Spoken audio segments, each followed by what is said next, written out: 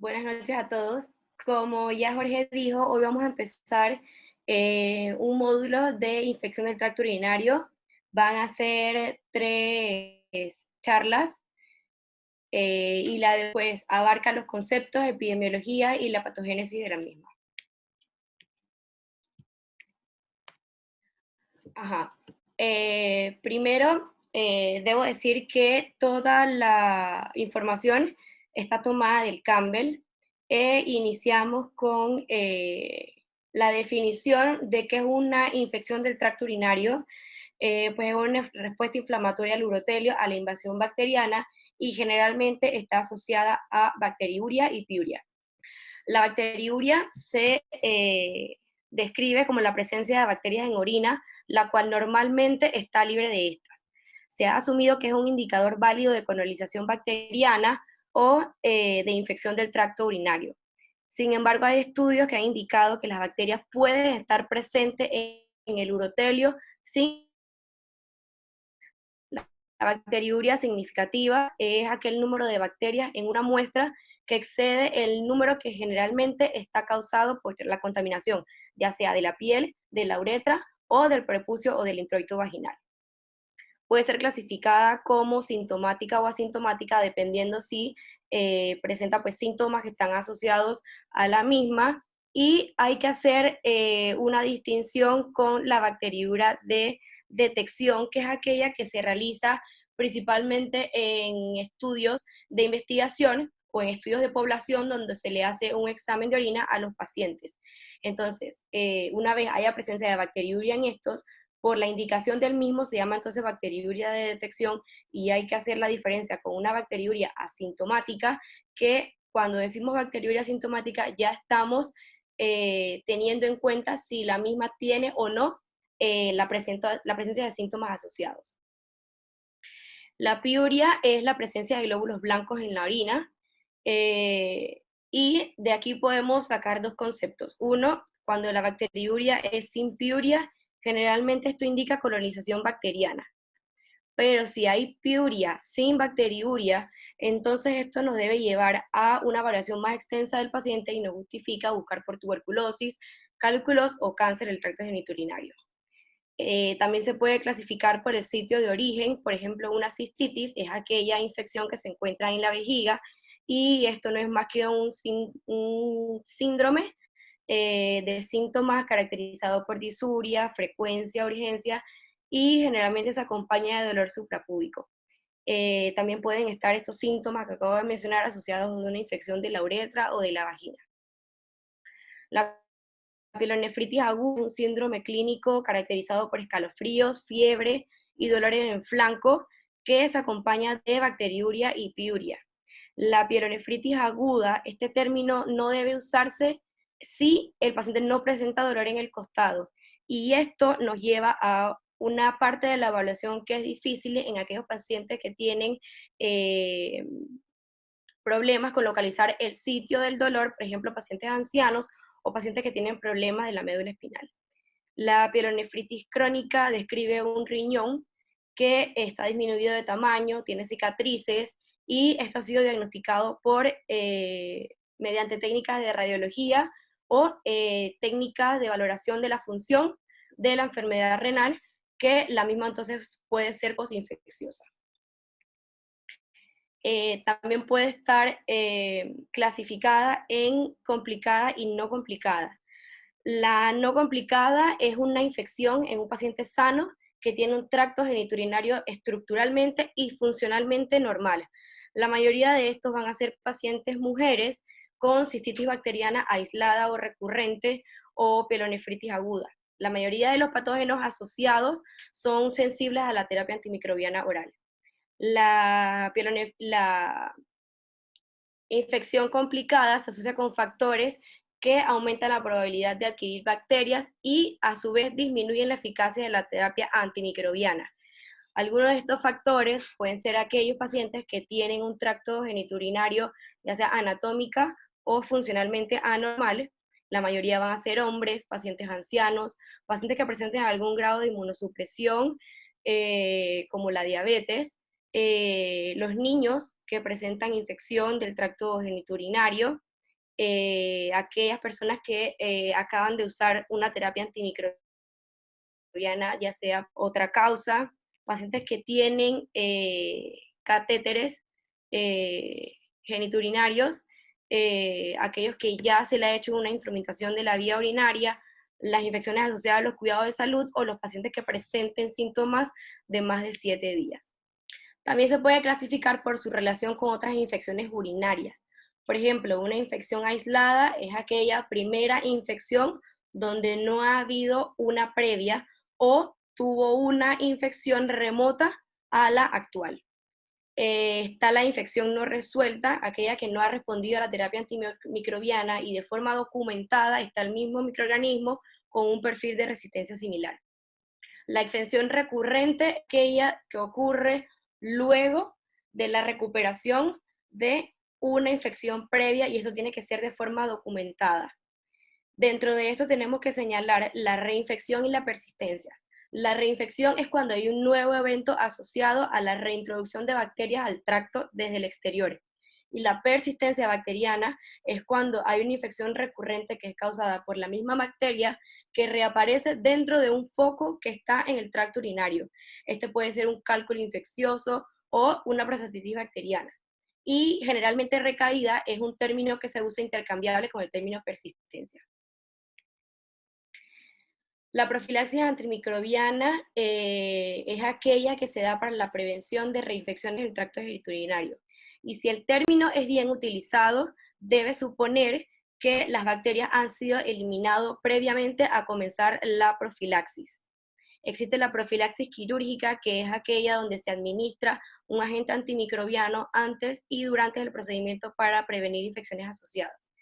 La supresión antimicrobiana es la prevención del crecimiento de un foco de persistencia bacteriana que no se puede erradicar, y generalmente a estos pacientes se le da una dosis baja de agente antimicrobiano y resultado de esto puede que la orina no muestre crecimiento de bacterias. Están las infecciones urinarias domiciliarias o ambulatorias y las infecciones relacionadas a los cuidados de la salud, que son pacientes hospitalizados, y estos van a estar asociados a microorganismos de diferentes, por ejemplo la pseudomonas y aquellos que presentan cepas más resistentes a la terapia antimicrobiana. La incidencia y la epidemiología, la infección de vías urinarias es la infección bacteriana más común. Representa 7 millones de visitas a consultorios médicos, 1.2 mujeres van a llegar al cuarto de urgencias con síntomas del tracto urinario asociados a una infección de vías urinarias, y de estos 0.6 son hombres. Representa 100.000 hospitalizaciones anuales en los Estados Unidos, y la bacteriuria tiene una prevalencia en la población general de mujeres de 3.5. El 1% de las mujeres entre 5 y 14 años van a presentar bacteriuria, y esta aumenta hasta un 4% en la edad adulta. Sin embargo, por cada década de edad de la mujer va a aumentar el riesgo de bacteriuria entre 1 y 2% adicionalmente. A los 24 años de edad, 30% de las mujeres ya habrán tenido una infección urinaria sintomática que haya requerido terapia antimicrobiana, y hasta los 65 años, el 50% de las mujeres habrá presentado también una infección urinaria sintomática. La prevalencia de bacteriuria en mujeres jóvenes es 30% más que en los hombres jóvenes. Sin embargo, a medida que avanza el grupo etario, esta relación va disminuyendo, y los pacientes mayores a 65 años, 20% de las mujeres tienen bacteriuria y el 10% de los hombres también la van a tener. Cabe destacar que el riesgo de presentar esta está asociado a la hospitalización y comorbilidades del paciente. Se hizo un estudio dentro de un hogar de ancianos, y el 24% de las personas que se encontraban en dicho hogar tenían alguna discapacidad funcional, tenían bacteriuria. Representa también el 38% de los 2 millones de las infecciones nosocomiales cada año, y las infecciones urinarias asociadas a los catéteres urinarios son la infección más común.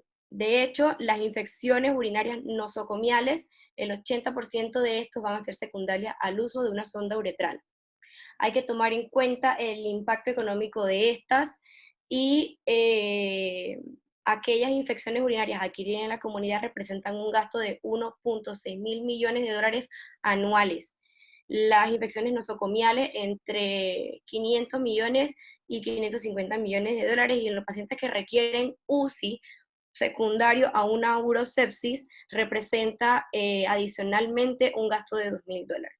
Así que como vemos representa eh, un gasto bastante significativo para el sistema de salud. El 81% de las mujeres que tienen bacteriurias no tratadas van a eliminar esta infección de manera espontánea. De aquellas que la eliminan de manera espontánea, el 46% de estas pueden presentar recurrencia dentro de un año. La probabilidad de infección urinaria recurrente aumenta con el número de infecciones previas, pero disminuye en proporción inversa al tiempo transcurrido entre una y otra.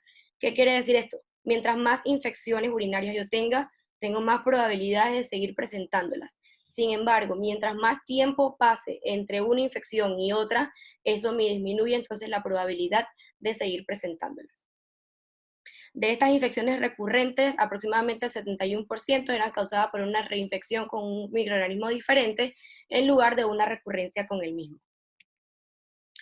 Y pues para recordar de lo que mencioné de la incidencia de la epidemiología, la infección del tracto urinario es la infección bacteriana más común, causan morbilidad significativa, pero no causan daño renal a menos que un paciente tenga alguna enfermedad asociada.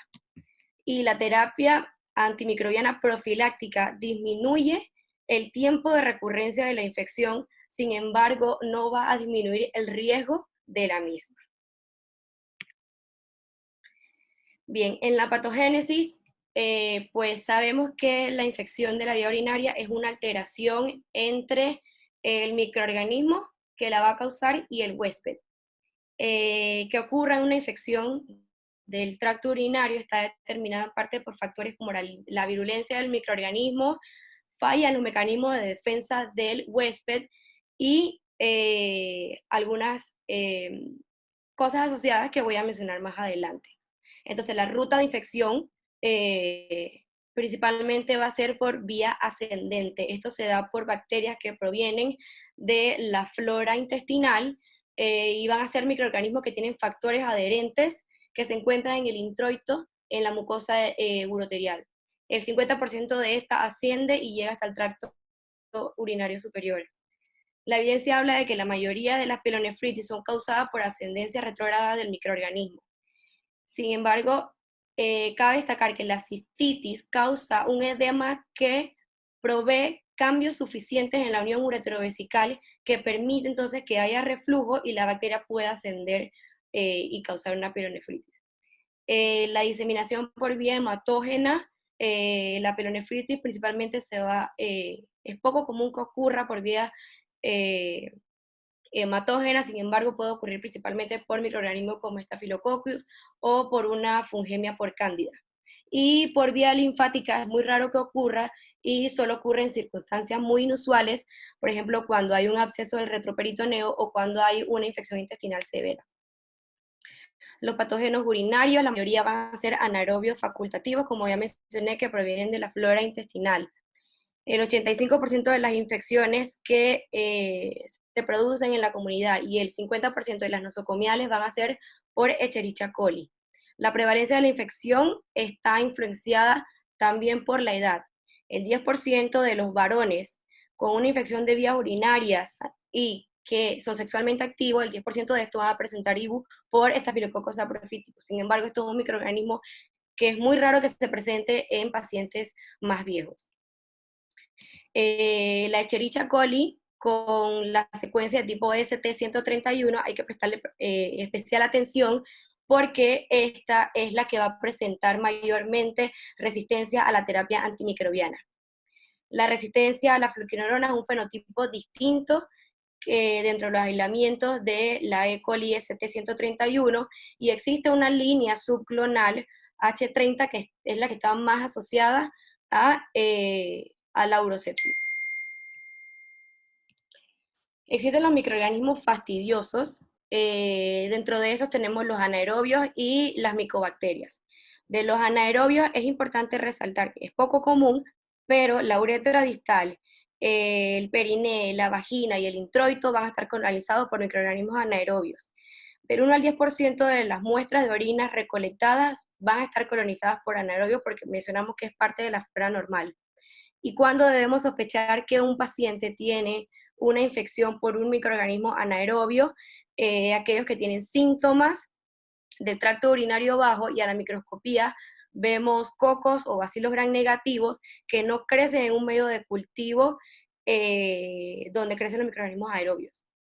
Dentro del complejo Mycobacterium, especial atención a la Mycobacterium tuberculosis, que se presenta con piuria estéril y no crece en los medios aeróbicos de rutina. La presencia de la micobacteria no se traduce que haya una invasión en el tejido. Por lo tanto, si tengo síntomas, debo complementario con estudios de imágenes, estudios radiológicos, estudios endoscópicos y que haya la ausencia de otros microorganismos, además de esto, granulomas, que haya evidencia de granulomas para considerar entonces una terapia dirigida antes de empezarla. Los factores de virulencia bacteriana, estos van a determinar si el microorganismo invade o no el tracto genitourinario y el nivel o grado de la infección que pueden presentar. Algunas de estas virulencias determinantes están presentes en uno de 20 tipos de la Escherichia coli uropatogénica. Esta Escherichia coli vive en la flora intestinal normal y va a causar IBU por la expresión de factores de virulencia que le dan la capacidad de adherirse y colonizar. Una vez colonizan y se adhieren, entonces ascienden por el tracto genitourinario. Hay un nuevo análisis del genoma de la Escherichia coli uropatogénica que señalan que hay genes que funcionan como acompañamiento del microorganismo. Y esto va a proporcionarle una proteína de transporte que va a funcionar como adhesina y va a mediar la motilidad del microorganismo. El SAT es un autotransporte específico de la E. coli y también hay cepas que van a producir una cápsula de polisacárido que protege a la bacteria contra la fagocitosis de los polimorfonucleares e inhibe la anidación del complemento. La Escherichia coli uropatogénica tiene unas adhesinas bacterianas que pueden ser tipo fimbrias o no fimbrias. Produce diferentes pilis en la misma célula y algunas pues no producen ninguna. Cuando la produce van a presentar entre 100 y 400 de estas y tienen una subunidad llamada pilina. Existen varios tipos de pili. El pili tipo 1 expresa adhesinas sensible a la manosa. El pili tipo P tiene un trofismo por el riñón y lo podemos recordar porque la P proviene de pielonefritis. Entonces la Escherichia coli que tiene pilis de tipo P es la que va a estar más asociada con la pielonefritis. Existen otros tipos de adhesina como la tipo S que está asociada a la infección renal y de la vejiga y otras adhesinas que son del tipo no fimbrias. La defensa natural del tracto genitourinario tenemos que tomar en cuenta la región.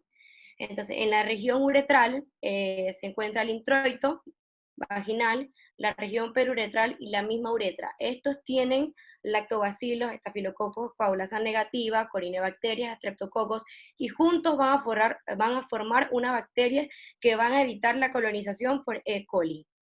Este medio tiene un pH bajo y esto va a alterar la habilidad para que la bacteria colonice y ascienda.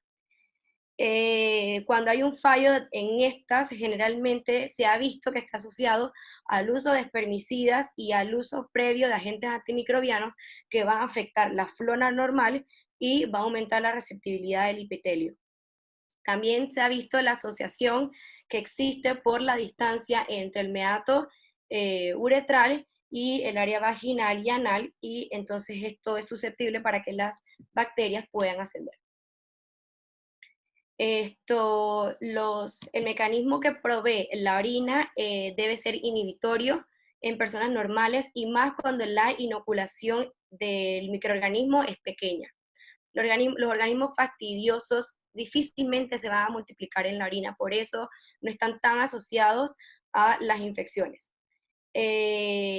Como ya mencioné, debe ser inhibitoria en personas normales y posee factores inhibitorios como la osmolaridad, la urea y el pH de la misma. La mayoría de la actividad antimicrobiana se va a relacionar con niveles altos de urea y de ácidos en la orina, y también hay que señalar la uromodulina o la proteína de Tamm-Horsfall. Esta es la proteína que se encuentra en mayor cantidad en la orina, y la función de esta es que se va a adherir al receptor del pili tipo 1 y los va a saturar. Va a bloquear entonces la unión bacteriana de los receptores de uroplaquina en el urotelio. Por eso, esta proteína confiere un mecanismo de defensa de la orina para evitar las infecciones del tracto urinario por E. coli que posea pilis de tipo 1. Bien, la capacidad de la vejiga de responder o de defenderse ante una infección urinaria va a depender de la capacidad de la misma de vaciarse. Mientras menos capacidad tenga de vaciarse, va a tener entonces residuo postmiccional. Esto lleva a éstasis de la orina y aumenta la probabilidad de que haya una bacteriuria y posterior a esto una infección de vías urinarias. Entonces, aquí es donde se pone interesante. El huésped reconoce, dentro de la vejiga, el huésped reconoce el patógeno por receptores tipo TOL. Estos van a hacer la unión para reconocer el organismo dentro de la vejiga, y entonces esto va a llevar a desarrollar una respuesta inmune innata. Las células superficiales de la vejiga expresan receptores tipo TOL4. Estos conjuntos CD4-14 van a reconocer los liposacáridos de la bacteria y van a llevar entonces a activar la respuesta inmune innata primero. Se ha descubierto hace poco los receptores tipo TOL11, que estos reconocen a la E. coli y van a proteger a la vejiga del ascenso de la bacteria. Entonces, ¿cómo se da la respuesta inmune? Existe, una vez llega el microorganismo a la vejiga, existe una inflamación local. Esto va a activar polimorfos nucleares, neutrófilos, macrófagos, natural killers y células dendríticas. Esto entonces se llama, si se llama respuesta innata inmune, que luego de esto va a ayudar a que se dé la respuesta adaptativa. En la respuesta adaptativa, los linfocitos T y B van a crear anticuerpos aproximadamente entre 7 y 10 días de la infección. Por ejemplo, en la pielonefritis se producen IgG e IgA. Y estos anticuerpos van a aparecer primero en la orina que en la sangre. Y entonces lo que va a hacer estos anticuerpos es que van a reducir la adherencia de la Escherichia coli a el urotelio dentro de la vejiga. La exfoliación inducida se da cuando las células superficiales dañadas son exfoliadas y excretadas, y esto está mediado por bacterias que tienen pilis tipo 1 que inducen la apoptosis.